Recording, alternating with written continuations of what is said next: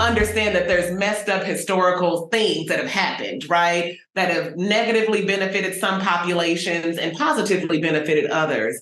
I just don't think that that knowledge has worked its way to, and now this is how we are going to change our practice. I think there's been like guilt that people feel around that, and even anger and all of those things, rightfully so. But in terms of, so what, Linda Clyde Wayman, so what, now that you know this, now what are you going to do about it? I think the what are you going to do about it, people still haven't quite gotten their arms around. And so they're like, we know that there are kids who aren't doing well, and we know that there are parents who feel pushed out of our schools, and we know that discipline looks like this. But also, what are we doing about it has not been the lead. What do you think, Jasmine? Are you seeing that, or do you think that it's not necessarily a structural thing per se, so much as it's that we aren't demanding what we need? What do you think is going on? Yes, I mean, this discussion of access is really important because there's just a lot of, buzzwords and talk about DEI. And, not one more. And I kind of think about this like when it comes to like graduate school, like all the theories that come out versus like what it actually looks like on the ground. Yes. And my work is, bringing the community school model into our 400 plus schools in New York City. And that's really hard because we know all the theories. We want to create radical transformation, but then it's hard to actually do the work. So one example specifically in thinking about access that I had just like in the past week, when it comes to barriers that systems put up that I just want to like cut the red tape, right? And I get frustrated and I have to like calm myself down, is we just started an after-school program in one of our community schools in Bushwick, Brooklyn. And that school has a significant population of students with individualized education plans, or IEPs.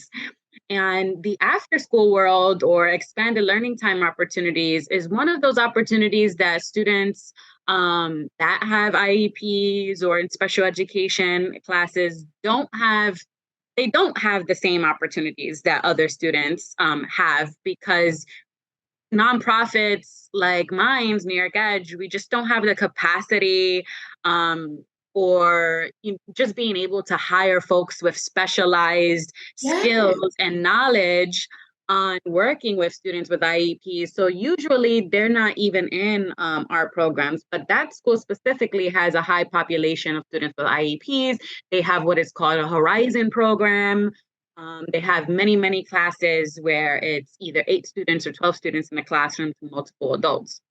However, the barrier we're bumping into at that school is we don't necessarily have that same capacity for after school, but we still want to be inclusive for those students. So I had to literally be on the ground for the past couple of weeks and help that program, because we have a few students where we do not want them. We don't want to say to the parent that we can't, help your child and we can't have your student in after school.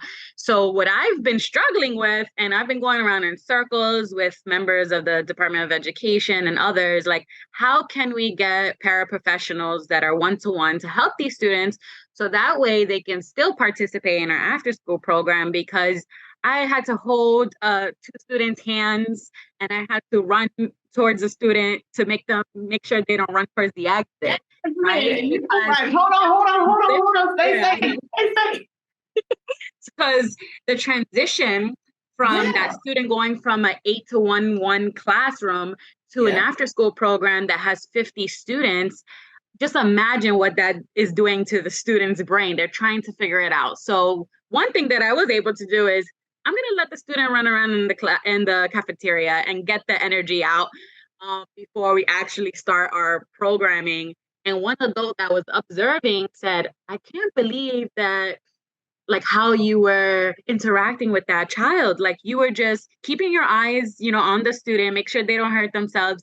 but you kind of let them get their energy out, which you can tell the student actually needed to do, right?